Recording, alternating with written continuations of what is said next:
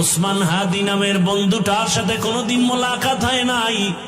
ও আল্লাহ, কিন্তু একটা পশু কেউ যদি আক্রমণ করে পশুর উপরে সহ্য করা যায় না, আর সেখানে একটা তাজা প্রাণ চলে যাবে। আয় আল্লাহ, এটা অন্তরকে মানানো যায় না। আয় আল্লাহ তাআলা, আপনার কুদরতের ফয়সালা। আয় আল্লাহ, আজকে শুনলাম তিনি দুনিয়াতে জিন্দা নাই। আয় আল্লাহ, তাকে শাহাদাতের মর্যাদা দান করেন। এরকম আমার কলিজার যত যুবক,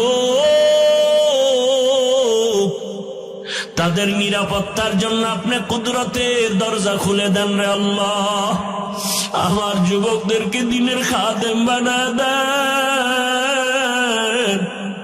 আয় আল্লাহ, প্রত্যেকটা যুবকের দেশের জন্য আপনি ঢাল বানায় দেন। আয় আল্লাহ, কত যুবকের কথা শুনলে কলিজাটা ঠান্ডা হয়ে যায়। আমরা দিনের কাজ করি, দেশের কাজ করি, জনগণের পেছনে খেদমত করি এক লাইনে, আর আমার যুবক বাবারা কিছু আছে তারা ভিন্ন লাইনেই দেশের জন্য কাজ করেন, জনগণের জন্য কাজ করেন।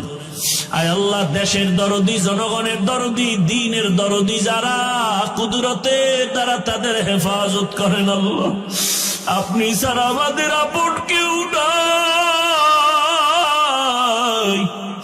আপনি ছাড়া আমাদের নিরাপত্তা দেওয়ার কেউ নাই। হায় আল্লাহ, ফেরেশতার দ্বারা নিরাপত্তার ব্যবস্থা করে দেন আল্লাহ।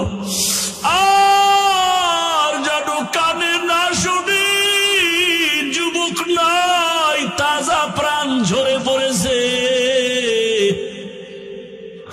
আমার এই পবিত্র বাংলাদেশ, এত মসজিদ, মাদ্রাসা, আলেম ওলামা, এত জিকিরের আওয়াজ, আজানের আওয়াজ, এরপরও কেন এত বড় বড় জুলুম হবে বুঝতে পারি না রে মালিক।